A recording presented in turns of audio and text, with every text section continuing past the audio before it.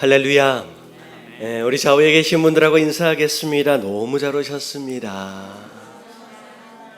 네, 감사합니다. 비가 많이 오죠. 지금 비 안 오죠, 지금은. 다음 주까지 계속 온다 그러니까 사실 아파트에 사시는 분들은 그렇게 많이 걱정하지 않아도 될 것 같습니다.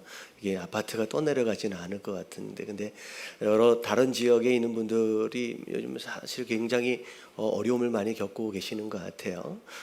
이번 장마로 인하여 많이 피해를 받지 않도록 함께 많이 기도해 주시면 좋을 것 같습니다. 자, 우리 성경 파노라마 우리 함께 진행을 하고 있는데요. 성경 잘 읽고 계시죠? 옆에 계신 분들에게 한번 물어보세요. 잘 읽고 계시죠? 정상적으로 한다면 오늘 언제까지 읽어야 되는지 아세요? 민수기 6장까지 읽어야 되는 게, 그러니까 벌써 민수기야? 심지어 나는 창세기도 아직 못 벗어났는데 이렇게 약간 찔리는 분들이 좀 계실 것 같은데, 여러분들 잘 따라가시면 좋을 것 같아요. 일단 좀 속도가 늦어졌다고 포기하지 마시고요. 이제 제가 이제 훑어드리는 것까지만이라도 여러분 따라오시면 좋을 것 같습니다. 그리고 뒤로 가면서 조금 속도가 좀 날 거예요. 왜냐하면 창세기 1장부터 50장까지의 이 내용은 제가 설교를 할 때 가장 많이 인용을 하는 이제 내용들 가운데 하나입니다. 그런데 더군다나 이제 곧 있으면 마태복음이 끝나면 창세기로 이제 넘어갈 거예요. 이제 구약과 신약과 왔다 갔다 하거든요. 그래서 여러분들이 좀 자세하게 알 필요가 있어서 소상하게 좀 설명을 좀 드리는 편이고요. 뒤로 넘어가면서 왕들 이야기가 나올 때는 금방금방 몇 장씩 넘어갈 겁니다. 그래서 속도를 맞출 테니까 여러분 지금 좀 늦어졌더라도 이제 따라오시면 좋을 것 같아요. 자, 창세기 출애굽기 읽기 다 외우셨죠? 이따가 끝날 때 한번 할 겁니다. 자, 오늘 31장입니다. 창세기 31장. 자, 야곱이 외삼촌 라반의 집에 갔다가 사실 복을 되게 많이 받았어요. 아내도 의도치 않았지만 둘이나 얻었고, 그리고 또 그 아내들의 여종까지 합치면 총 아내가 넷이나 됐고요. 나중에 보면 이제 아이들이 딸이 하나고 아들이 12명이나 되는 그렇게 이제 복을 많이 받았습니다. 근데 이제 복을 많이 받고 부자가 되다 보니까 외삼촌 라반 사실은 기분이 별로 안 좋겠지요. 그리고 라반의 아들들도 있었어요. 그러다 보니까 서로 비교가 되어지면서 이제 이 아들들이 아버지 이 야곱이 와가지고 우리 재산 다 뺏어갑니다. 이런 상황이 된 거예요. 자, 그러다 보니까 야곱이 안 되겠다. 라반의 집에 더 이상 있을 수가 없겠구나라고 해서 고향 땅으로 돌아가기로 작정을 합니다. 자, 그게 지난주의 마지막 부분에 대한 내용이었습니다. 자, 그리고 나서 자, 이제 31절에 그 내용이 잠깐 나와요. 그래서 야곱이 라헬과 레아를 다 불러다가 자, 우리 떠나자. 여기 있으면 안 될 것 같다. 당신 아빠 얼굴이 별로 안 좋다. 그러니까 이 레아와 라헬이 떠납시다. 여기서 우리가 굳이 있을 필요가 없다라고 해가지고 떠나게 됩니다. 자, 떠나게 되는데 자, 알리지 않고 몰래 떠나요. 자, 몰래 떠났는데 이제 막을까 봐서. 근데 17절에 보니까 자식들과 아내들과 낙타를 다 태우고 나서 자, 이제 도망을 가는데 라헬이 떠나면서 뭘 가지고 갔냐면 아버지가 섬기는 우상이에요. 드라빔이라고. 그 우상을 몰래 숨겨가지고 이제 도망을 칩니다. 나중에 이것 때문에 큰일 날 뻔하죠. 근데 3일 정도를 도망가다가 이제서야 라반의 거적들이 안 거예요. 야곱이 도망갔구나. 그래서 일주일 동안 열심히 따라오는데 자, 다음 날이 되면 이 야곱을 추격하다가 따라잡은 상황이 돼요. 다음 날. 근데 그날 밤 저녁에 하나님이 라반에게 나타나요. 그러니까 사실은 라반이 나쁜 마음을 먹고 솔직히 하나님 나타나시지 않았으면 그 다음 날 야곱을 죽이고 다 빼앗아갈 그런 속셈이었었을 것 같아요. 근데 그날 밤에 하나님이 라반의 꿈에 나타나셔서 너 야곱하고 선악간에 시비하지 말라, 건드리지 말라 라고 하나님으로부터 경고를 받습니다. 그러니까 이제 못 건드리게 되죠. 그런데 이제 그 다음날 나 찾아갔을 때 하는 얘기가 뭐냐면, 아니 나한테 미리 얘기해 줬으면 잔치 벌려놓고 축하해 주면서 보낼 텐데 라고 말도 안 되는 얘기를 하는 거예요. 되게 이제 별로 안 좋아했잖아요. 근데 어찌됐든 이제 왔는데 다름이 아니라 누가 내 드라빔을 훔쳐갔다, 내 신을 훔쳐갔다. 여러분들, 신이 누가 훔쳐간다고 훔쳐질 수 있는 신이 신이에요? 솔직히 말해서 드라빔을 열심히 섬겼잖아요. 누가 가져가 버렸어요. 근데 없어졌어요. 여러분, 그 정도 자기 자신을 보호하지도 못할 신을 신이라고 섬기고 있는 거예요. 근데 그걸 라헬이 숨겼는데 야곱은 모르고 그럴 일이 없습니다. 그걸 누군가가 훔쳐서 가지고 있다라고 한다면 죽어야 할 겁니다 라고 모르고 얘기해 버렸어요. 근데 라헬이 숨기고 있잖아요. 들키면 안 되니까 이 라헬이 자기가 타고 있는 이 낙타의 안장 엉덩이에다가 깔고 앉았어요. 그러면서 이제 여자들 이제 그거 있잖아요. 한 달에 한 번씩 하는 거, 그 주기가 되어서 내가 내려가지 못하니까 죄송합니다 라고 해서 목숨을 건지는 장면이 이제 나옵니다.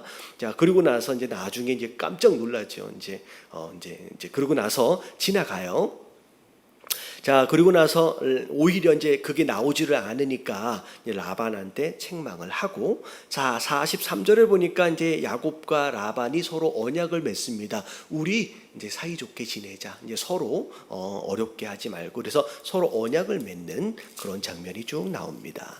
자, 그리고 나서 32절로 넘어가면, 자, 이제 드디어 야곱이 고향 땅으로 돌아가는데, 자, 누구를 만나야 돼요, 이제?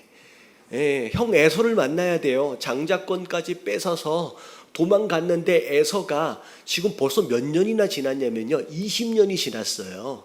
자, 두 아내를 얻으려고 7년씩 그리고 재산을 모으려고 6년이 걸렸어요. 그러니까 20년이나 지났는데 혹시나 에서가 나를 잊었을까, 용서했을까 막 불안하잖아요. 그래서 사람들을 보냅니다. 보냈더니, 자, 돌아와서 하는 얘기가 뭐냐면, 지금 에서가 6절에 보니까 병사 400명을 데리고 온대요. 그러니까 나름 에서도 20년 동안 영향력을 막 키운 거예요. 그러니까 자기가 거느리는 군사가 400명쯤 된다라고 하는 것은 굉장히 큰 영향력이 있어졌다는 거죠. 근데 야곱이 굉장히 답답하고 두려워합니다. 그리고 나서 자기 소유를 가족까지 해서 두 대로 나눠요. 이쪽을 치면 이쪽과 함께 도망가고 막 이렇게 머리를 막 써요. 그런 가운데, 자, 결국은 우리가 알다시피 13절에 보니까 분이엘이라고 하는 곳에서 이제 천사와 씨름하는 장면이 나옵니다. 자, 그러다가, 자, 씨름을 하다가 어떻게 돼요? 나중에 허벅다리 뼈가 부러지고 허벅다리 관절이 부러지고, 자, 결국 이기지 못하는 상황 가운데서 야곱이 이제 날이 새려가 하니까 당신이 내게 축복하지 않으면 가게 하지 않겠나이다. 제가 성경에서 자주 인용하는 내용들 가운데 하나지요. 야곱이 어렸을 때부터 계속 씨름만 하며 살았어요. 자기가 원하는 것을 자기가 막 노력해서 얻으려고 애를 썼거든요. 이 마지막 에서를 만나기 직전에도 하나님을 대면하면서 또 씨름하잖아요. 근데 마지막 이 씨름에서 결국은 씨름으로 해결할 게 아니구나. 자, 뭐 한 거예요? 나를 축복해 주시지 않으면 보내줄 수 없습니다 라고 하나님께 간절히 기도하는 것으로 이 씨름이 이제 마무리가 되어지죠. 결국은, 자, 이제 이 천사가 네 이름이 더 이상 야곱이 아니다. 야곱이 아니라 이름을 새로 주죠. 이스라엘. 자, 무슨 뜻이요? 네가 하나님과 미 사람들과 겨루어 이겼다. 네가 나를 이겼다라고. 여러분, 이런 거예요. 여러분, 하나님을 이길 수 있는 방법은, 여러분, 우리가 씨름에서가 아니라 뭐 하면 이길 수 있어요? 여러분, 기도하면 이기는 거예요. 여러분, 하나님이 제일 약한 것이 기도예요. 여러분, 자녀를 키우다 보면 자녀가 아빠가 옳으니 내게 옳으니 하면서 확 논쟁을 하면 한 대 때려주고 싶잖아요. 안 그래요? 뭘 네가 안다고. 근데 여러분, 부모는 자녀의 간구와 자녀의 눈물에 약할 수밖에 없어요. 그러니까 하나님은 기도에 제일 약하세요. 그는 결국은 기도에 응답하십니다. 자, 그리고 나서 자, 이제는 어떻게 되냐면 사실은 도망가려고 이제 생각을 해뒀는데 다리가 부러져서 이젠 절게 됐어요. 절게 되다 보니까 이젠 도망도 못 가게 되는 거예요. 이제는 이제 어쩔 수 없이 에서와 맞닥뜨릴 수밖에 없는데, 자 33절에 넘어와서 에서를 딱 만나는데, 자 에서가 죽일지도 모른다라고 하는 그 전날 밤에 오만 가지 생각. 근데 4절을 보니까 에서가 달려와서 그를 맞이하여 안고 목을 어금 맞추어 그와 입 맞추고 서로 뭐 했대요? 울었대요. 여러분, 이건 정말 눈물 나는 장면이에요. 그날 저녁까지만 해도 에서가 완전히 너무 무서웠거든요. 자기가 죽을지도 몰랐는데 뭐라고 변명할 것도 없이 그냥 에서가 끌어안고 그냥 울었어요. 서로. 사실은 이런 거죠. 여러분, 이렇게 하려면 400명 안 데리고 왔어요. 무슨 얘기인지 아시겠죠? 여러분, 에서는 분명히 야곱을 죽이려고 온 거예요. 그렇지 않으면 400명 군사를 왜 끌고 왔겠어요? 죽이려고 왔어요. 근데 갑자기 달라졌어요. 어떻게 보면 참 하나님은 우리가 생각하는 것과는 다른 방법으로 일하시는 경우들이 되게 많아요. 도저히 나는 이 문제를 어떻게 해결해야 될지를 모르겠는데 하나님은 정말로 신기한 묘수 하나를 가지고 있는 거예요. 제가 이제 말씀을 드렸잖아요. 여러분, 야곱이 아무리 좋은 선물을 준비해 놓은들 에서가 마음을 움직일 수는 없습니다. 왜냐하면 야곱이 아무리 좋은 선물을 해도 결국 내 축복을 뺏어서 가서 부자가 된 거기 때문에 더 약올라요. 근데 이제 에서는 뭘 보고 마음이 무너졌냐면, 야곱이 저 멀리서 걸어오는데 저 어떻게 걸어와요? 절름발이가 돼서 걸어오는 거예요. 여러분, 이런 표현을 하면 조금 이렇게 좀 차별적인 발언이라서 죄송하기는 하지만, 여러분 딱 적당한 표현이 뭐냐면, 그래 복 받으려고 내 복까지 다 훔쳐서 간 놈이 기껏 20년이나 지나가지고 뭘 좀 얻은 것 같은데 돌아오는 모습을 보니까 뭐가 돼서 돌아왔어요? 여러분, 이 표현이 그 상황에선 딱 적당해요. 병신이 돼서 돌아온 거예요. 저르는 발이를 하면서 제대로 걷지도 못하는 병신이 돼서 돌아온 거예요. 그냥 그것 때문에 여태껏 마음 가운데 품었던 그 화가 그냥 너무 불쌍해 보이는 거예요, 야곱 자체가. 그러니까 그냥 끌어안고 그냥 울어버린 거예요. 그리고 나서 미안해요, 죄송해요, 그런 말 한마디 없어요. 그냥 해결이 됐어요. 무슨 얘기인지 아시겠죠? 하나님은 어떤 문제를 해결할 때 어떻게 보면 우리와 생각의 수준이 아예 다르시고요. 심지어 야곱은 내가 다리가 부러져서 이젠 끝났다, 도망칠 길이 없다라고 생각하는 정말로 그 약점이잖아요. 이제 다리를 오히려 그게 그 문제를 풀어내는 키가 되게끔 하나님께서 사용하신다는 거예요. 그러니까 우리는 잘 몰라요. 그러니까 뭐 하면 돼요? 그냥 자꾸 머리 쓰지 말고 기도하시면 돼요. 하나님께서 우리 인생의 주관자 되셔서 끌고 가시는 줄로 믿습니다. 그런 가운데 울어요. 그래 놓고선 선물 드릴 테니까 하니까 에서가 안 받으려 그래요. 나도 많어, 봐봐. 그랬는데 정말로 간과하니까 그래, 좀 내가 가져갈게 라고 해서 선물을 예의상 받습니다. 그리고 나서 에서가 자, 같이 가자, 너랑 나랑 같이 살자, 이 상황이 된 거예요. 그러니까 야곱은 아무리 생각해도 에서와 사는 것은 불편해. 비록 화해는 했지만, 그러니까 무슨 얘기인지 아시겠죠? 좀 어려운 관계 있잖아요. 화해는 해서 너무 다행이지만 같이 함께 사는 것은 되게 불편한 거예요. 그래서 먼저 가십시오, 우리는 때가 많아가지고 애들도 있어가지고 같이 가다 보면 많이 상합니다. 그랬더니 에서가 하는 얘기가 뭐냐면, 그러면 내가 널 지켜주기 위해서 몇 명을 남겨놓게. 약간 이거 코가 끼는 느낌 있잖아요. 그러지 마시고 그냥 먼저 가십시오 라고 해서 보내주는 상황이 좀 돼요. 그러니까 약간 이제 서로의 그런 마음들이 이렇게 왔다 갔다 하는 모습들을 우리가 봅니다. 자, 그리고 나서 에서가 딱 가니까 그동안 20년 동안 알던 그게 이제 가시가 빠진 거잖아요. 얼마나 많이 마음이 편해요. 다행이다. 여러분, 이때가 무서운 때예요. 딱 안심하던 때 34절에 무슨 일이 벌어지냐면 그나마 하나 있는 딸이 그 동네 구경 갔어요. 디나가 구경 갔다가 거기에 추장의 아들한테 겁탈을 당해요. 그러니까 이런 일들은 항상 어떤 큰 문제가 풀리고 난 뒤에 이젠 됐다라고 안심할 때 딱 이 문제가 생겨요. 그러니까 우리가 영적으로 방심하면 안 된다는 게 그런 내용이에요. 결국은 자, 세겜이라고 하는 추장 아들이 이제 겁탈을 합니다. 근데 자, 강간을 당했는데 그 아들이 계속 사랑해서 데리고 가서 살고 싶다는 거예요. 아내로 삼고 싶다는 거죠. 자, 그랬을 때 이 야곱의 두 아들 시므온과 레위가 그쪽 추장하고 서로 이야기를 합니다. 너희가 나랑 우리랑 하나가 돼야 된다. 그러려면 우리가 할례를 받은 것처럼 너희도 할례를 받아야 돼. 이게 사실 함정을 판 거예요. 할례를 다 받아야 된다라고 하니까 그 이제 추장의 아들이 너무 사랑하니까 그럼 우리 다 받을게라고 해서 그 즉시 가서 그 마을 사람들 다 할례를 해요. 3일째 될 때 제일 고통스러울 때, 움직이지 못할 때 그날 밤에 이 시므온과 레위가 몰래 습격을 해서 거기 있는 남자들을 다 죽여버립니다. 자, 그래가지고 복수를 해버려요.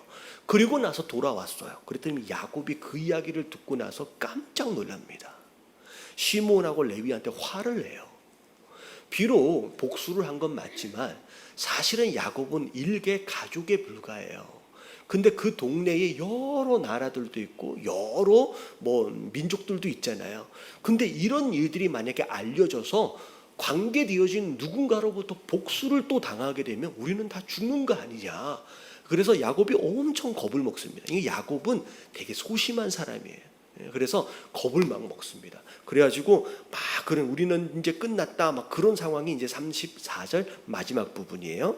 그리고 나서 35절에 보니까 이제 막 두려움 가운데 떨고 있는 상황 가운데서 자, 뭐가 생각났냐면 자, 야곱이 에서를 피해서 도망갈 때 돌베개 베고 잤던 곳이 있어요. 거기서 하나님이 이제 다 사닥다리 보여주면서 이렇게 천사 오르락내리락 했잖아요. 근데 그거 보고서 뭐라 그랬어요? 좀 이상한 기도였잖아요.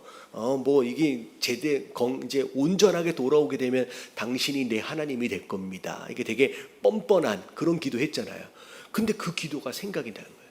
다시 말하면 돌아와 놓고 베델에서 다시 제단을 쌓기로 약속을 했는데 그걸 잊어버리고 있었어요. 그러니까 어떻게 보면 에서의 문제가 해결된 것으로 인하여서 방심을 했음과 동시에 돌아왔으면 하나님과 약속을 지켜야죠. 근데 약속도 안 지키고 까맣게 잊어버리고 있었어요. 근데 그리고 나서 결국은 베델로 가서 제단을 쌓습니다. 약속을 지켜요.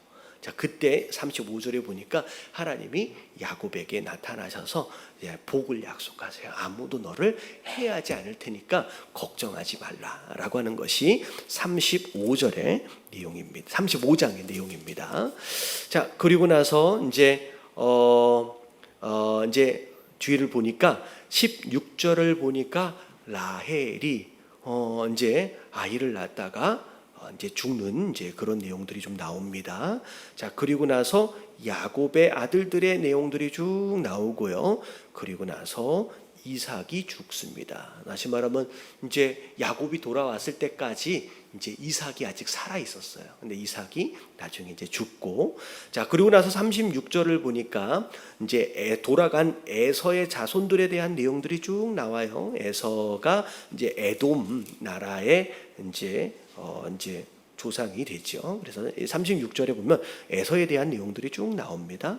자, 그리고 20절에 보니까 세일 자손에 대한 내용들도 나오고, 그리고 31절에 보니까 에돔이라고 하는 나라에서 왕들로 세워지는 자들의 이야기들이 쭉 나옵니다. 그래서 가나안 땅 주변에 아브라함과 관련되어져 있던 이렇게 이스마엘, 에서 이렇게 그런 사람들이 그 나라를 이제 형성하게 되는 그런 배경들을 36장에 쭉 설명이 되죠.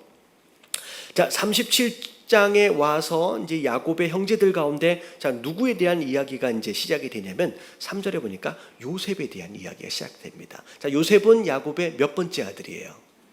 11번째 아들이죠. 자, 그리고 누가 낳았어요? 라헬이 낳았죠. 야곱이 사랑했던 라헬로부터 굉장히 노년에 낳았습니다. 그래서 특별히 요셉을 편애할 수밖에 없었어요. 편애할 수밖에 없었고요. 자, 그런 가운데 이제 그러다 보니 나머지 형제들로부터 어찌됐든 요셉은 약간의 시기와 질투를 받는 상황이었는데, 자, 5절에 보니까 요셉은 또 특이하게 꿈을 꾸는 자예요. 이제 꿈을 꿀 때마다 자기가 항상 주인공이고 형제들은 다 밑바닥이에요. 그러니까 그걸 또 자기만 알고 있으면 되는데 형제들이 모여 있는 데에서 다 얘기를 해요. 그러니까 형제들이 너무 싫어하겠죠. 근데 이제 그 꿈에 대한 내용들을 이제 부모는 이제 야곱은 이제 새겨 듣고 있는 상황이 됩니다. 자, 그리고 나서 이제 어찌 됐든 요셉은 형제들로부터 시기와 질투를 받는데, 자, 더군다나 야곱이 요셉한테 자꾸 무슨 심부름을 시키냐면 형들이 일 잘하고 있는지 아닌지 감시하는 심부름을 자꾸만 시켜요. 그러니까 더 미워하겠죠. 그래서 12절서부터 내용을 보면 형제들이 잘 일하고 있는지 감시하러 갔다가 거기서 이제 죽임을 당할 뻔하는 상황이 벌어집니다. 그래서 구덩이에다가 그냥 물이 없는 구덩이에다가 던져놓고서 이제 굶어 죽게끔 하려고 맨 처음에 생각을 했었어요. 근데 다행히도 지나가다가 이스마엘 사람들이라고 해요. 근데 이 이스마엘 사람들이 미디안 사람들이에요. 그래서 이스마엘의 이제 자손들이 이제 미디안이 되는 그런 형태도 또 여기서 나옵니다. 그래서 그 이스마엘 사람들이 지나갈 때 애굽으로 내려가서 어떤 물건을 팔려고 장사치들이 지나가는데 이 요셉을 이제 은 20에 팝니다. 그래가지고 이제 요셉이 생명을 건지고 요셉이 결국은 애굽에 내려가서 이제 종으로 팔리게 되는 장면이 나오죠. 자, 그런데 이제 그게 이제 36절까지예요. 근데 38절에 요셉과는 상관이 없는 다른 이야기가 등장을 합니다. 유다에 대한 이야기가 등장을 해요. 자, 유다가 두 아들이 있었어요. 엘이라고 하는 아들과 오난이라고 하는 아들. 자, 근데 엘이라고 하는 아들이 다말하고 결혼을 합니다. 근데 엘이 자녀가 없는 상태에서 일찍 죽어버렸어요. 이제 하나님이 이제 뭘 잘못했나 봐요. 그래서 하나님이 일찍 죽이셨다라고 나옵니다. 근데 자, 원래 형이 자녀가 없이 죽으면 남동생이 그 형의 형수죠. 형수하고 함께 자가지고 그 대를 잇게끔 만드는 제도가 있어요. 다시 말하면 어떤 이 집안에 남자가 없으면 기업을 물을 수가 없거든요. 그러니까 땅을 받을 수가 없어요. 그러니까 어떻게 해서든 이 집안에 아들이 무조건 있어야 돼요. 그러다 보니까 아들이 없이 남편이 죽어버리면 그 동생이 대신 들어가서 아들을 낳게끔 씨를 주는 어떤 그런 제도가 있으면, 오늘날로 얘기하면 좀 이상하잖아요. 근데 이 당시에는 그게 이제 있었어요. 근데 오난이라고 하는 동생이 이제 자기 씨를 주기가 싫은 거예요. 왜냐면 자기가 해줘봤자 자기 이제 게 아니니까. 그래가지고 오난이 이제 땅에다가 설정을 해버립니다. 근데 하나님이 보시고서 그걸 악으로 여기세요. 이거 나빴네. 자기 형의 어떤 권리를 찾아주지 않는 것으로. 그래서 오난도 죽어버려요. 그러니까 어떻게 보면 졸지의 유다는 자식 둘을 잃어버립니다. 그리고 나서 늦게 낳은 셀라라고 하는 아들이 있는데 아직 어려요. 근데 결국은 다말이 아이를 낳으려면 어떻게 해야 되냐면 이 셀라가 클 때까지 기다려야 되는 거예요. 근데 어쨌든 기다리고 있는 상황이 되는데 이 유다가 생각할 때 셀라 그런 거 있잖아요. 그 옛날에 보면 그 자꾸 남편이 죽으면 여자가 뭐하다 그래요. 남편 잡아먹는 여자다 뭐 이런 표현이 있잖아요. 딱 그 상황인 거예요. 이게 셀라도 잘못하면 이 다말 때문에 죽게 생겼는데, 그래서 셀라를 안 주려고 그러는 거예요. 근데 결국은 안 되겠다 싶어가지고 이 다말이 이제 친정에 가서 이제 기다리고 있는 상황이 됐어요. 셀라가 클 때까지 니네 집에 가 있어. 이 상황이 되니까 있다 보니까 이거 아무리 기다려도 셀라 안 줄 것 같아. 그리고 자기는 이제 뭐라 그럴까, 그냥 과부로 그냥 혼자 자식도 없이 그냥 평생 살아야 될 것 같아. 그런데 무슨 일이 있었냐면 유다의 아내가 아내 수아가 이제 수아의 딸이 죽은 것으로 인하여서 뭐 장사를 지내고 하면서 어디를 갔다 오게 되는데 어떤 지역에서 지나간다는 얘기를 듣고서 어떻게 했냐면 과부의 옷을 벗고 창녀의 옷을 입어요. 그러고 나서 길거리에 서 있어요. 그러고 나서 너랑 나랑 자자. 유다 지난 시아버지잖아요. 시아버지가 지나가는데 너랑 나랑 자자. 근데 너 뭐 줄 거냐? 나 집에 염소 새끼 한 마리 줄 테니까 자자. 그러니까 얼마나 이 유다도 별로 이게 도덕적으로 그냥 괜찮은 사람은 아닌 것 같아요. 그리고 나서 그 대신 진짜 네가 나한테 염소 새끼를 줄지 안 줄지 어떻게 알겠느냐? 담보로 네 뭐예요? 도장이 있었나 봐요. 네가 가지고 있는 도장하고 허리끈을 나한테 맡겨라. 그러고 나서 나중에 그거 내가 찾으러 갈게. 그러고 난 다음에 그 같이 자요. 그러고 나서 다말 그 뭐죠? 누구죠? 다말이요. 다말이 임신을 합니다. 임신을 하니까 마을 사람들이 난리가 났어요. 아니 과부였는데 갑자기 3개월이 지나서 배가 이렇게 불러오니까 아니 행음을 했구나. 그래서 24절에 보니까 끌어내서 불태워 죽이자. 이 상황이 벌어진 거예요. 그랬을 때 짝딱 다말이 뭘 딱 꺼내요. 이게 뭔지 아느냐? 그 유다의 도장과 허리끈을 딱 펼치면서 나랑 같이 산 사람이 내 시아버지다 라고 해서 결국은 시아버지로부터 이제 씨를 물려받은 것을 확인해 가지고 결국은 유다가 알았어요. 자기가 셀라 안 주려고 꼼수를 썼던 것에 대해서 이제 이야기를 하고 네가 옳다, 내가 잘못한 것이다 라고 해가지고 다말이 결국은 이제 자녀를 낳는 상황이 되어진다는 거죠.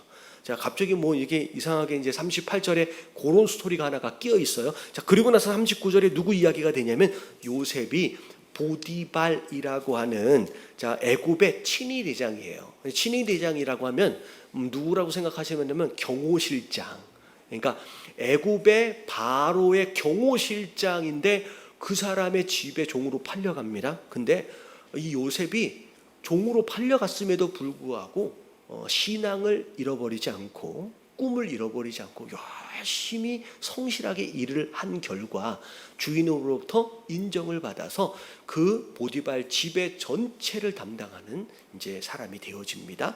자, 근데 이제 여기 보니까 요셉이 용모가 빼어났대요.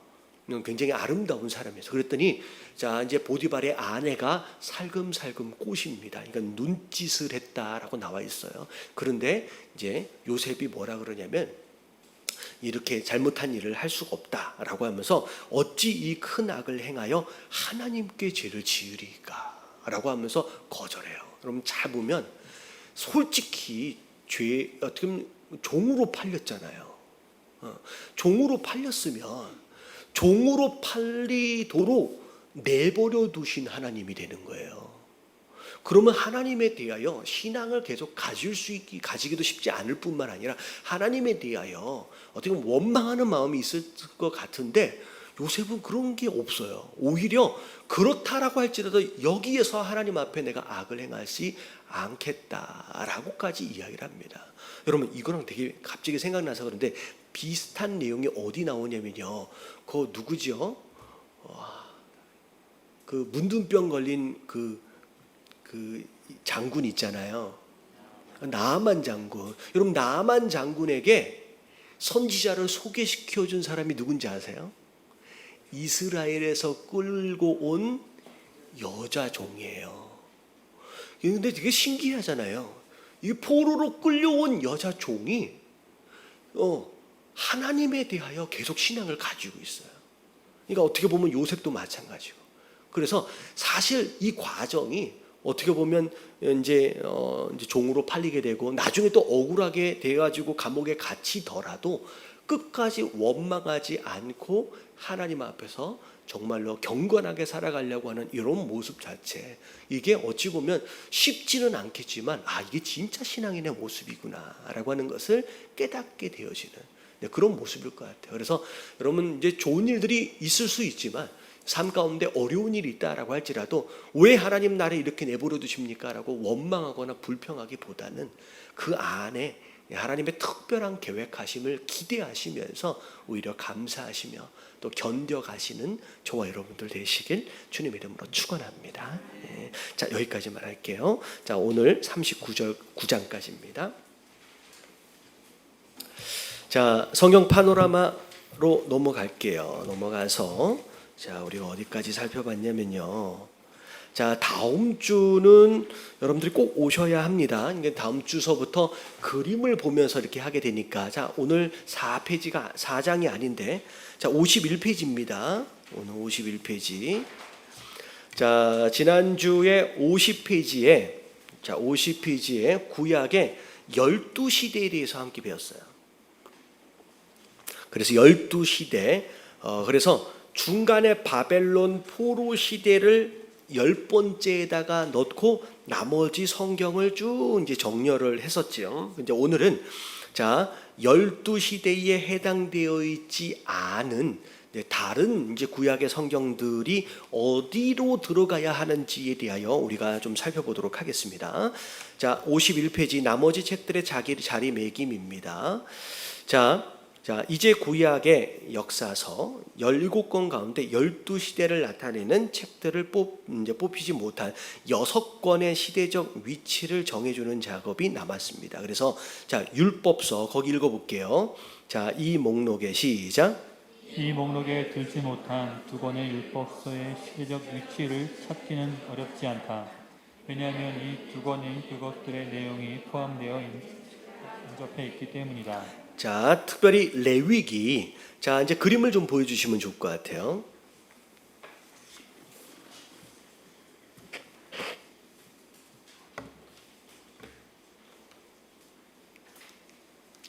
자, 레위기 한번 읽어봅니다. 시작. 레위기는 하나님께서 주신 예배 제도를 설명하는 내용으로 시기적으로는 출애굽기 24장 12절에서 민수기 10장 10절까지에 해당한다. 자, 뭐 이렇게 얘기하면 조금 좀 난해하게 좀 설명이 되어지는데, 자, 그림을 띄워주세요.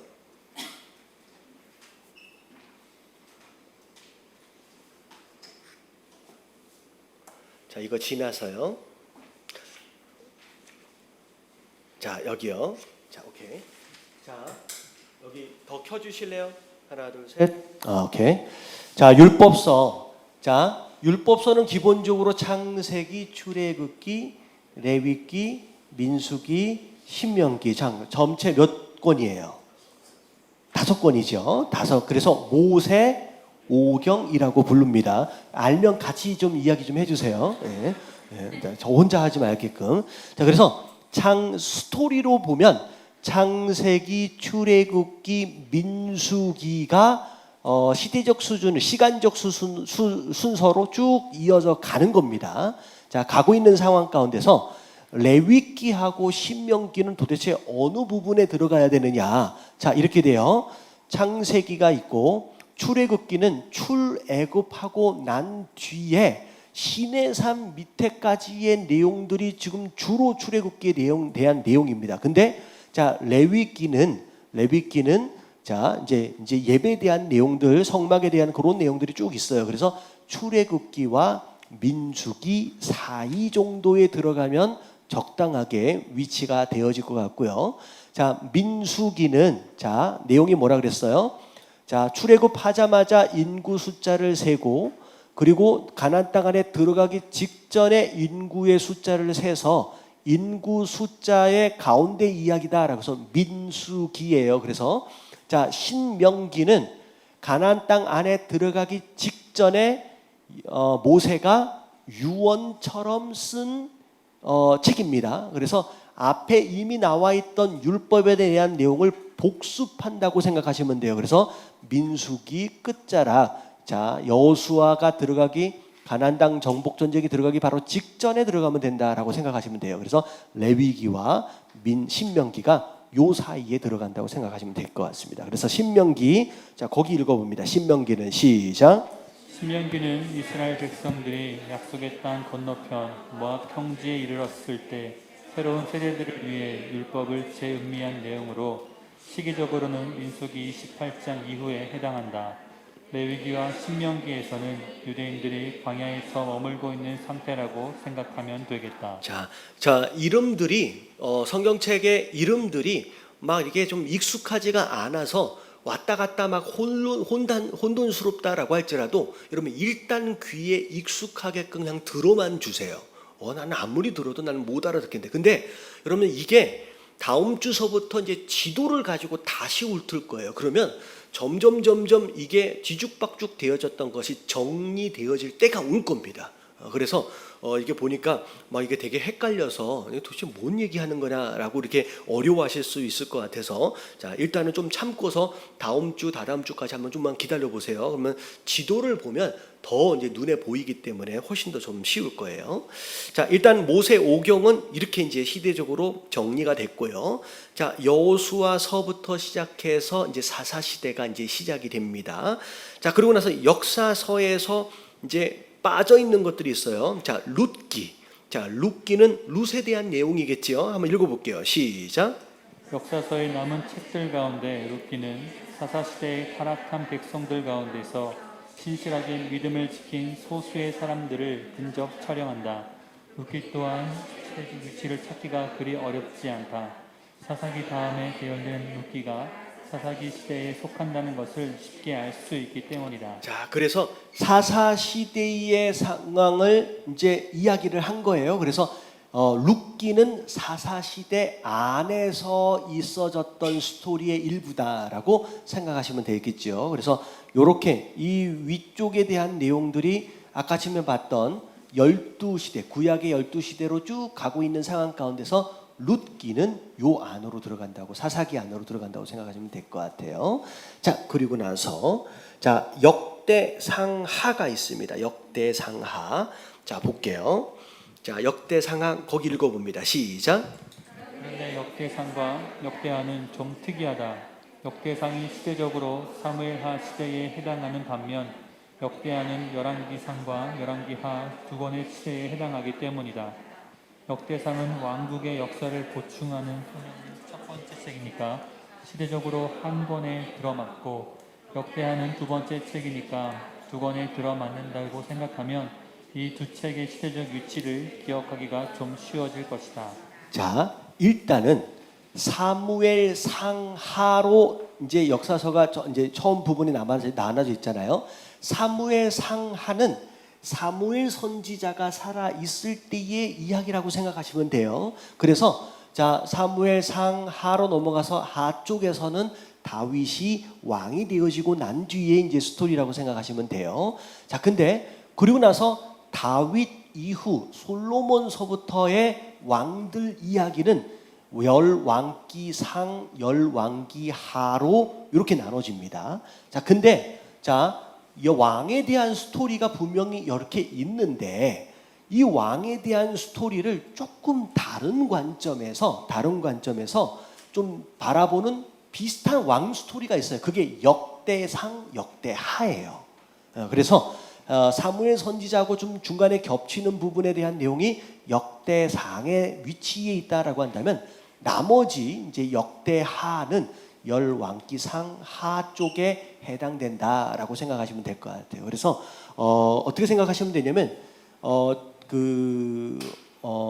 복음서에 보면 마태복음, 마가복음, 누가복음, 요한복음이 전부 다 누구에 대한 이야기냐면 예수님에 대한 이야기잖아요.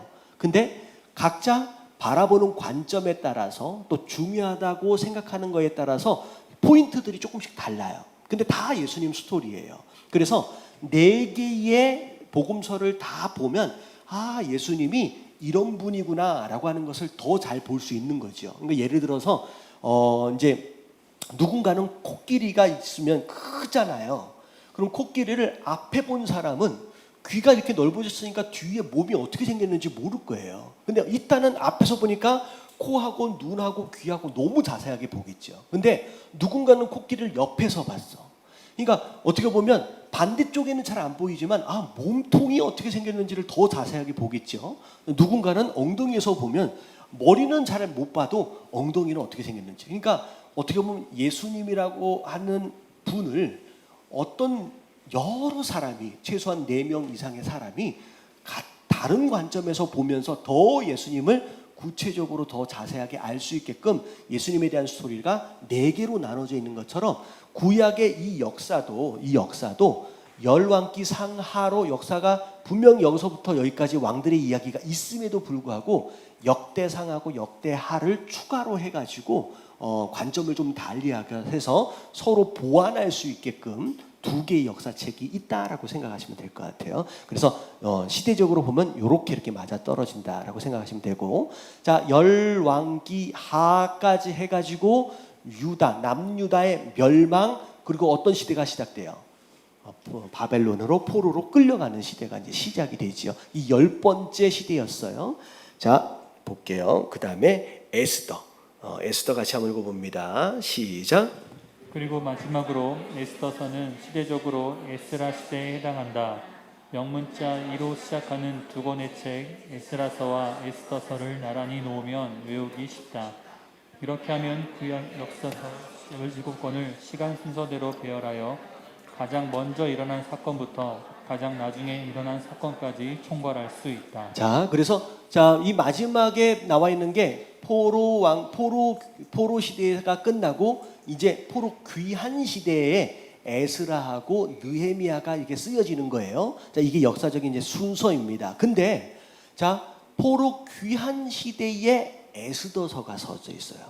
자, 이 이야기는 에스더 이야기는 일부 포로로 귀환을 이미 한 상태에서 포로는 귀환이 아니라 예루살렘으로 고국으로 귀환을 했음에도 불구하고 아직 귀환하지 않고 바벨론에 남아있던 사람들 사이에서 일어났던 이야기라고 생각하시면 될 것 같아요. 그래서 저는 전에 이제 그런 얘기를 했어요.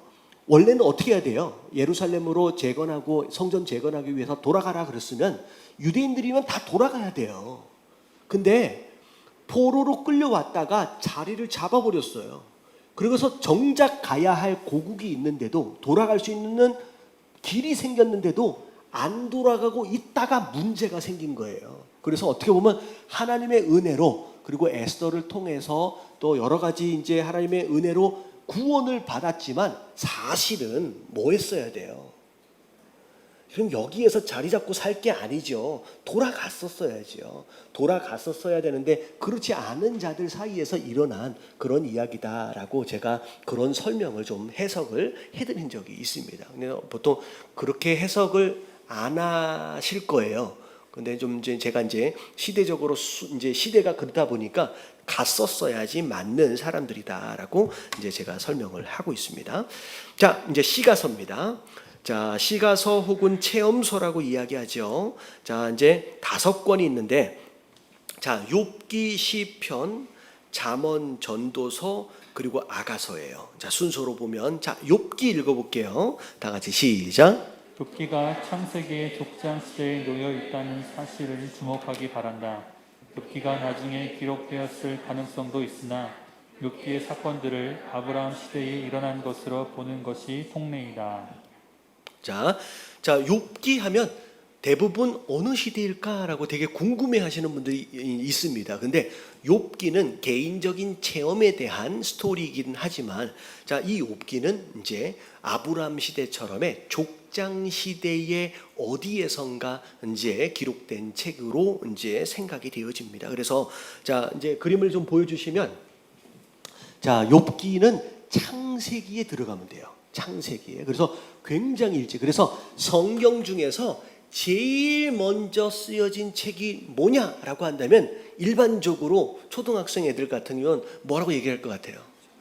창세기요 라고 쓸 거라는 거죠. 근데 사실 모세가 쓴 책이라고 했을 때도 창세기를 먼저 쓰지는 않았을 거예요. 창세기를 먼저 쓰지는 않았을 거예요. 모세가 먼저 쓰더라도 뭘 먼저 쓰느냐면 지금 이스라엘 백성들을 출애굽하고 인도해 가는 상황 가운데서 율법과 성막에 대한 내용들을 먼저 썼을 것이고, 그리고 그들의 어디로부터 왔는지에 대한 유래를 함께 기록에 남겨야 하기 때문에 구전으로 내려왔던 것들을 오히려 광야 40년 동안에 하나하나 기록했다라고 생각한다면, 오히려 어떻게 보면 출애굽기가 먼저 쓰여지고 그 다음에 레위기, 심지어 민수기까지 쓰여지고 있는 그 사이에 아마 창세기가 그 당시 쓰여지지 않을까, 순서로는. 그러니까 처음 쓰여진 책이 창세기가 무조건 아니고요. 그리고 자, 뭐라 그랬어요? 욥기. 욥기는 저 앞에 아브람 시대 그 근방에서 쓰여졌다라고 생각하시면 돼요. 자, 그리고서 자, 시편, 잠언, 전도서, 아가서가 있는데, 자, 여기 시편 읽어볼게요. 자, 학술적으로 시작. 학술적으로 시편의 역사적인 배경은 구약의 12시대 전부에 해당한다. 시편의 내용이 구약 역사의 전 세대를 반영하기 때문이다. 모세가 한 편을 기록했고 바벨론 포로 시대나 그 후에 두 편이 기록되었지만 다윗이 거의 절반을 기록했기 때문에 일반적으로 시편의 역사적인 배경을 사무엘 상하 시대에 해당하는 것으로 간주한다. 왜냐하면 사무엘 상하에 다윗의 생애가 기록되어 있기 때문이다. 다윗은 사무엘 상에서 사울의 추적을 피해 도망 다니지만 사무엘 하에서는 왕으로 즉위하여 이스라엘을 통치한다. 자, 그래서 사무엘 상은 다윗이 왕이 되기 전 스토리라고 한다면, 사무엘 하는 다윗이 왕이 되면서부터의 스토리라고 생각하시면 돼요. 그리고 시편은 심지어 모세의 시까지 있는 것으로 봐서는 여기서부터 시작이 된 거죠. 모세 출애굽 이제 그 당시서부터. 그리고 심지어는 이제 중점적으로는 다윗이 대부분 썼고요. 그리고 심지어 저 뒤에 바벨론 귀환 때의 그쪽 배경으로 쓰여진 시편이 두 편이나 있으니까 굉장히 넓게 잡은다면 구약 전체를 다 잡을 수 있고, 심지어 이제 중점적으로는 사무엘 상하 요 사이에 들어간다고 생각하시면 될 것 같아요. 자, 그리고 나서 자, 왕상으로 넘어가서부터는 누가 왕이냐면 솔로몬이 왕이에요. 솔로몬이 왕이 되면서 이제 왕상이 시작돼요. 자, 근데 거기에서 이제 하고 잠언 전도서가 전부 다 솔로몬이 쓴 이제 상황이 됩니다. 자, 아가서 볼게요. 읽어봅니다. 시작. 한편 솔로몬의 세 권의 시가서를 썼다. 솔로몬의 생애가 열왕기상 전반부에 묘사되어 있으므로 이 세 권의 시대를 열왕기상 시대에 해당한다고 간주했고, 기록된 순서에 따라 아가서, 잠언, 전도서의 순으로 위치를 정했다.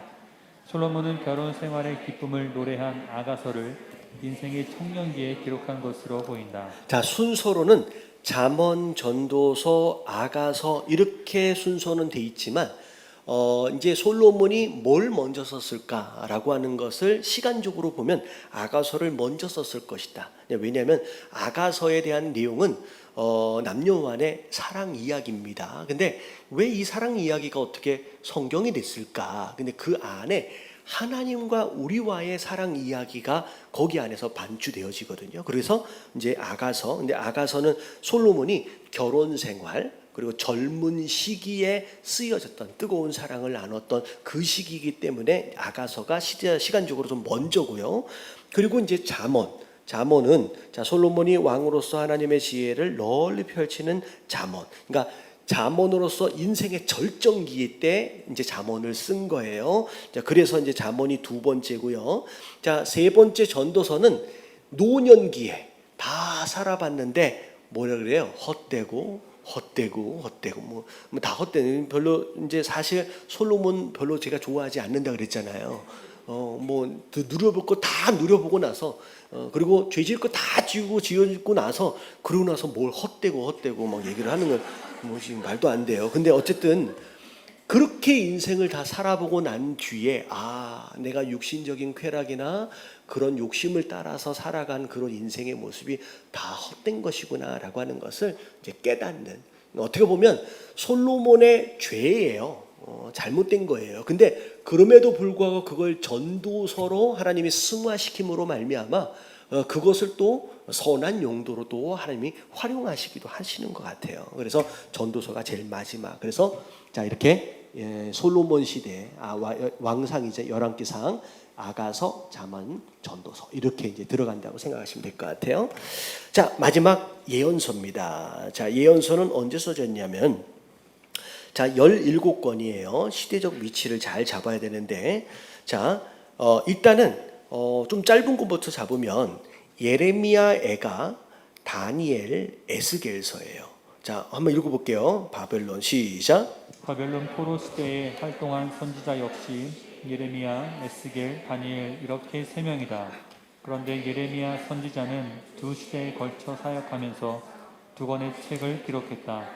그중 바벨론 포로기에 해당하는 책은 예레미야 애가이다. 따라서 예레미야 애가, 다니엘서, 에스겔서 이 세 권의 책이 이때에 기록되었다. 자, 그냥 간단하게 얘기하면 이런 거예요. 자, 여기 선지자들이 쭉 다 나와요. 선지자들이 쭉 나오는데, 자, 이 선지자들은 주로 언제 활동을 했냐면, 솔로몬 왕국 시대에서부터, 그러니까 사실 솔로몬이 왕이 되고 난 그 이후의 왕들서부터 마지막 왕 이제 멸망하기 직전까지 이런 선지자들이 계속 경고하고 이제 메시지를 계속 나눴습니다. 그래서 왕들의 시대에서 이런 선지자들이 쭉 활동을 했다라고 생각하시면 돼요. 근데 에레미야라고 하는 선지자는 왕국이 있을 때도 있었고요. 여기 나오잖아요. 그리고 망해서 포로로 끌려갈 때까지도 에레미야는 생존을 했어요. 그러니까 이제 망하기 전에도 활동을 해서 에레미야서가 있고 망해서 포로로 끌려가는 그 시대에도 애가라고 해서 에레미야 애가가 슬퍼하는 노래예요. 우는 노래거든요. 그래서 망한 예루살렘을 향하여서 울면서 쓴 이제 예언서가 바로 이겁니다. 그래서 예레미야 애가는 바벨론 포로 시대에 쓰여진 거고, 그리고 에스겔서하고 다니엘, 다니엘 같은 경우는 실제로 포로로 끌려간 자들 가운데 하나잖아요. 그래서 다니엘서가 이렇게 포로 시대에 쓰여졌다라고 이렇게 생각하시면 될 것 같아요. 자, 그리고 나서 포로 시대가 끝나고 나서 이제 귀환하게 되는 시대가 되어지는데, 거기에 이제 들어가게 되는 게 이제 에스라하고 느헤미야에 들어갈 이제 책입니다. 자, 이게 이제 학개, 스가랴, 말라기예요. 그 윗부분 읽어볼게요. 자, 우선 시작. 우선 바벨론 포로 시대 이후에 활동한 선지자가 학개, 스가랴, 말라기 이렇게 세 명이라는 점을 주목하기 바란다. 그들은 구약 맨 마지막 부분에 차례대로 나오기 때문에 기억하기 어렵지 않을 것이다. 네, 마지막에 남아있는 역사서 에스라서하고 느헤미야서가 있는데 거기에서 학개, 스가랴, 말라기까지 요 안으로 들어간다라고 생각하시면 될 것 같아요. 그래서 구약에 이제 몇 권이죠? 구약이 몇 권이에요? 39권? 39, 27이잖아요. 39권이 전부 다 이렇게 역사서, 그리고 체험서, 그리고 예언서까지 해서 다 시대적으로 짜맞춰서 들어간 겁니다. 자, 그게 전체 그림으로 나온 것이 이거예요. 자, 55페이지의 전체 그림. 55페이지의 전체 그림. 자, 그래서 맨 윗줄이 역사서로 쭉 진행이 됩니다. 창세기, 출애굽기, 민수기, 여호수아서, 사사기, 사무엘상, 사무엘하, 열왕기상, 열왕기하. 그리고 나서 망하고 포로로 끌려가고 에스라, 느헤미야. 그런 다음에 쭉 들어가는 거, 역사서에서 빠졌던 거 쭉 끼워 놓고 체험서, 욥기, 시편, 아가, 잠언, 전도서 쭉 넣은 다음에 예언서는 자, 열왕기상 상 중반서부터예요. 중반서부터 쭉 들어가고, 그리고 포로 시대 3개, 그리고 포로 끝나고 나서 3개 이렇게 정렬이 된다고 생각하시면 될 것 같아요. 여러분, 이게 시대적 순서대로 구약을 일단 정리를 한 거고요. 만약에 여러분들이 따로 성경을 통독을 해보기를 원하신다라고 한다면 요렇게 시대의 순서를 맞춰서 성경을 읽어보면 훨씬 더 이제 이해할 수 있을 것 같아요. 근데 일단 지금 우리가 읽고 있는 이제 성경책들 있잖아요. 좀 그것을 지금 따라서 계속 따라가시면요, 전체적인 스토리를 일단은 이해할 수 있을 것 같아요. 그래서 통독을 할 때 그렇게 그런 방법을 사용하시면 될 것 같아요. 자, 56페이지 그 다음 페이지를 보면 창세기를 장별로 제목들을 쭉 이제 설명한 게 있어요. 이게 거기 안에 나와 있나요? PPT는 없나? 자, 우리가 오늘 몇 장까지 했냐면요. 39장까지 했어요. 보디발 이렇게 요셉이 감옥 안에 갇히는 것까지. 그래서 1장서부터 50장까지 그 장에 중요한 내용들이 뭐였느냐라고 하는 것에 대해서 쭉 정리를 해 놓은 겁니다. 그래서 한번 1장부터 50장까지 한번 한국말로 된 거 영어로 이렇게 읽으라 그러면 좀 헤매니까 좀 이제 한국말로 된 것만 읽어볼게요. 자, 1장. 세상의 시초 네, 세상이 어떻게 시작됐는지. 2장. 에덴에 사는 신혼부부 네, 아담과 하와 이야기예요. 3장. 유혹과 인간의 타락 이 죄가 어떻게 들어왔는지에 대한 내용입니다. 4장. 증오와 최초의 살인 가인과 아벨 가운데 살인이 일어나죠. 5장. 아담 자손의 계보 아담의 자손 셋의 계보가 쭉 나옵니다. 자, 이제 여기는 가인의 계보도 나와요. 6장. 방주를 지음 자, 노아를 하나님께서 은혜를 주시고 방주를 짓습니다. 7장. 홍수의 발생 자, 홍수가 일어나지요. 말씀하셨던 대로 8장. 방주 밖으로 나옴 자, 홍수가 끝나고 나서 바깥으로 나옵니다. 9장. 무지개 약속의 시작 자, 무지개로 다시는 물로 심판하지 않겠다라고 약속하셨어요. 10장. 노아의 아들과 손자들 예, 노아의 세 아들이 어떻게 자손들이 낳게 되는지에 대한 이야기. 11장. 바벨에서 흩어진 민족들 자, 바벨론 시날 평야에다가 갑자기 탑을 막 쌓기 시작하죠. 근데 하나님이 언어를 흩으시는 장면입니다. 12장. 아브라함 가족의 이주 자, 갑자기 이제 아브라함을 하나님께서 선택하시죠. 자, 13장. 아브라함 조카의 롯이 아브라함을 떠나 둘 다 복을 받아서 같이 따라 나왔던 롯도 복을 받았는데 롯이 아브라함을 떠나서 가버리게 됩니다. 그리고 나서 어디로 갔죠? 그 소돔 쪽으로 갔죠. 자, 14장 시작. 멜기세덱을 위한 예물 예, 롯이 어떻게 돼요? 가난 전쟁 때문에 포로로 끌려갔다가 되찾아오면서 멜기세덱한테 11조 드리는 내용. 15장. 아브라함을 의롭게 여기심 자, 아브라함을 의롭게 여기시는, 자, 이제 언약을 맺는 그런 장면이 나와요. 16장. 이스마엘의 태어남 자, 이삭이 아니에요. 첫 번째 여종을 통해서 이스마엘이 낳죠. 17장. 아브라함의 이름이 아브라함으로 바뀐 자, 열국의 아버지예요. 아브라함이라고 뒤로 붙여주시죠. 18장. 소돔의 의인들을 향한 아브라함의 간구 예, 하나님이 천사들이 왔는데 대접하는 가운데 축복을 받기도 하지만 소돔에 대한 멸망에 대한 이야기를 듣습니다. 그래서 소돔을 위해서 기도하는 장면이 나와요. 19장. 소돔과 고모라의 멸망 자, 소돔과 고모라가 멸망되고요. 롯과 롯의 딸들은 구원을 받아요. 20장 시작. 아브라함이 애굽으로 피함 자, 아브라함이 애굽으로 또 내려가요. 자, 그리고 21장. 약속의 아들 이삭의 출생 자, 이삭이 태어나죠. 자, 22장. 아브라함의 믿음을 시험하심 자, 이삭을 갑자기 바치라 그래가지고 바치는 상황이 됐는데 하나님이 시험을 통과하지요. 23장. 사라의 생명이 다함 예, 이삭을 낳고 그 다음에 스토리가 사라가 죽습니다. 24장. 리브가를 신부로 지명함 예, 사라가 죽자마자 고향 땅으로 가서 자, 리브가를 데리고 오죠. 이삭의 아내로. 25장. 쌍둥이 에서와 야곱이 태어남 자, 이삭이 두 아이를 낳습니다. 에서와 야곱. 26장. 이삭과 블레셋의 대립 자, 이삭과 블레셋이 자꾸만 괴롭히죠. 우물을 막 메꿔버리고. 근데 자, 27장. 에서가 상속권을 강탈당함 자, 큰형이었던 에서가 이제 강탈당한 건 아닌데 사실은 자기가 팔았잖아요. 야곱한테. 28장. 하늘에서 내려온 사다리 예, 야곱이 형의 장자권을 뺏어서 축복까지 가로챈 다음에 도망치는 상황 가운데 베델에서 자다가 본 거예요. 사다리. 29장. 레아와 라헬을 얻음 예, 하란 땅에 가서 라반의 집, 외삼촌 라반의 집에 있다가 레아하고 라헬을 아내로 얻습니다. 30장. 야곱의 가족이 늘어남 예, 야곱이 아이들을 막 낳게 되면서 남자만 12 그리고 딸 하나를 낳게 되죠. 자녀들이 많아졌어요. 31장. 위험을 무릅쓰고 라반을 떠남 예, 부자가 되니까 라반이 싫어하지요. 그래서 라반을 피해서 도망갑니다. 오늘 여기서부터 얘기한 거예요. 32장. 야곱이 하나님과 씨름함 예, 에서가 두려워가지고 막 고민하고 있는 상황 가운데 하나님과 씨름하지요. 다리가 부러지지만 결국은 33장. 에서와의 새로운 우정. 에서와 화해를 하게 됩니다. 자, 그리고 나서 다행이다 했을 때 34장 시작.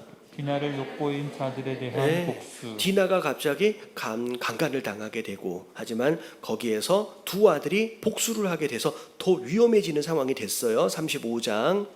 야곱의 이름이 이스라엘로 바뀐. 잠깐만요. 이거는 아까쯤에 바뀌었어야 되는데, 여기서 하나님이 야곱을 찾아가셔서 위로하시고 다시 축복을 약속하십니다. 36장. 에서의 후손들. 자, 에서의 후손들 이야기가 나와요. 37장. 요셉의 형들의 배신.